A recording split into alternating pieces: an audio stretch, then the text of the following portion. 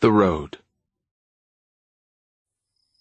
Alan Grant ran his hands over her limbs, squeezing the arms and legs briefly. She didn't seem to have any pain. It was amazing. Aside from a cut on her head, she was fine. "I told you I was," she said. "Well, I had to check." The boy was not quite so fortunate. Tim's nose was swollen and painful. Grant suspected it was broken. His right shoulder was badly bruised and swollen, but his legs seemed to be all right. Both kids could walk. That was the important thing. Grant himself was all right, except for a claw abrasion down his right chest, where the tyrannosaur had kicked him. It burned with every breath, but it didn't seem to be serious, and it didn't limit his movement. He wondered if he had been knocked unconscious, because he had only dim recollections of events immediately preceding the moment he had sat up, groaning, in the woods 10 yards from the land cruiser. At first his chest had been bleeding, so he had stuck leaves on the wound, and after a while it clotted. Then he had started walking around, looking for Malcolm and the kids. Grant couldn't believe he was still alive, and as scattered images began to come back to him, he tried to make sense of them. The tyrannosaur should have killed them all easily. Why hadn't it? "I'm hungry," Lex said. "Me too," Grant said. "We've got to get ourselves back to civilization. And we've got to tell them about the ship." "We're the only ones who know?" Tim said. "Yes. We've got to get back and tell them." "Then let's walk down the road toward the hotel," Tim said, pointing down the hill. "That way, we'll meet them when they come for us."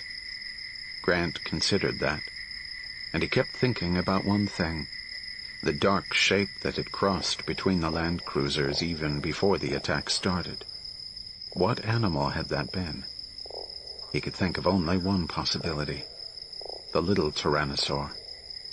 "I don't think so, Tim. The road has high fences on both sides," Grant said. "If one of the tyrannosaurs is farther down the road, we'll be trapped." "Then should we wait here?" Tim said. "Yes," Grant said. "Let's just wait here until someone comes." "I'm hungry," Lex said. "I hope it won't be very long," Grant said. "I don't want to stay here," Lex said. Then, from the bottom of the hill, they heard the sound of a man coughing. "Stay here," Grant said. He ran forward to look down the hill. "Stay here," Tim said, and he ran forward after him. Lex followed her brother. "Don't leave me! Don't leave me here, you guys!" Grant clapped his hand over her mouth. She struggled to protest. He shook his head and pointed over the hill for her to look. At the bottom of the hill, Grant saw Ed Regis, standing rigid, unmoving. The forest around them had become deadly silent. The steady background drone of cicadas and frogs had ceased abruptly. There was only the faint rustle of leaves and the whine of the wind. Lex started to speak, but Grant pulled her against the trunk of the nearest tree, ducking down among the heavy gnarled roots at the base. Tim came in right after them. Grant put his hands to his lips, signaling them to be quiet, and then he slowly looked around the tree. The road below was dark, and as the branches of the big trees moved in the wind, the moonlight filtering through made a dappled, shifting pattern. Ed Regis was gone. It took Grant a moment to locate him.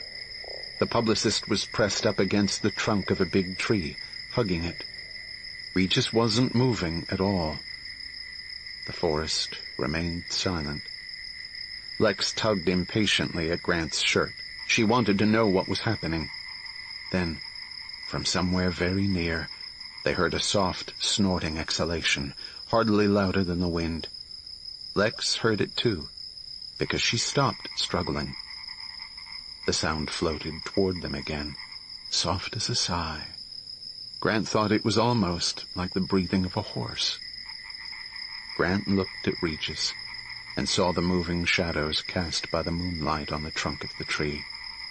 And then Grant realized there was another shadow, superimposed on the others, but not moving, a strong curved neck and a square head.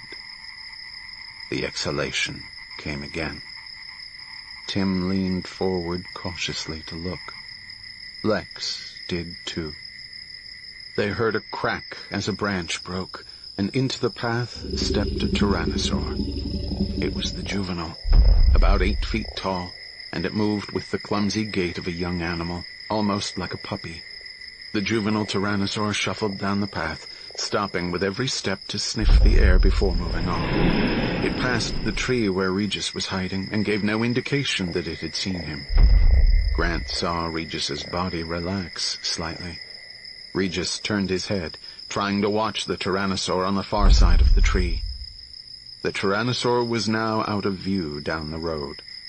Regis started to relax, releasing his grip on the tree. But the jungle remained silent. Regis remained close to the tree trunk for another half a minute. Then the sounds of the forest returned. The first tentative croak of a tree frog, the buzz of one cicada, and then the full chorus. Regis stepped away from the tree, shaking his shoulders, releasing the tension. He walked into the middle of the road, looking in the direction of the departed tyrannosaur. The attack came from the left. The juvenile roared and swung its head forward, knocking Regis flat to the ground. He yelled and scrambled to his feet, but the tyrannosaur pounced, and it must have pinned him with its hind leg, because suddenly Regis wasn't moving. He was sitting up in the path, shouting at the dinosaur and waving his hands at it, as if he could scare it off. The young dinosaur seemed perplexed by the sounds and movement coming from its tiny prey. The juvenile bent its head over, sniffing curiously, and Regis pounded on the snout with his fists. "Get away! Back off! Go on, back off!" Regis was shouting at the top of his lungs, and the dinosaur backed away, allowing Regis to get to his feet. Regis was shouting, "Yeah, you heard me! Back off! Get away!" as he moved away from the dinosaur. The juvenile continued to stare curiously at the odd, noisy little animal before it. But when Regis had gone a few paces, it lunged and knocked him down again. "It's playing with him," Grant thought. "Hey!" Regis shouted as he fell, but the juvenile did not pursue him, allowing him to get to his feet. He jumped to his feet and continued backing away. "You stupid... Back! Back! You heard me! Back!" he shouted like a lion tamer. The juvenile roared, but it did not attack, and Regis now edged toward the trees and high foliage to the right. In another few steps he would be in hiding. "Back! You! Back!" Regis shouted, and then, at the last moment, the juvenile pounced and knocked Regis flat on his back. "Cut that out!" Regis yelled, and the juvenile ducked his head, and Regis began to scream. No words, just a high-pitched scream. The scream cut off abruptly, and when the juvenile lifted his head, Grant saw ragged flesh in his jaws. "Oh no," Lex said softly.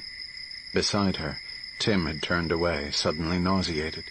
His night vision goggles slipped from his forehead and landed on the ground with a metallic clink. The juvenile's head snapped up, and it looked toward the top of the hill. Tim picked up his goggles as Grant grabbed both the children's hands and began to run.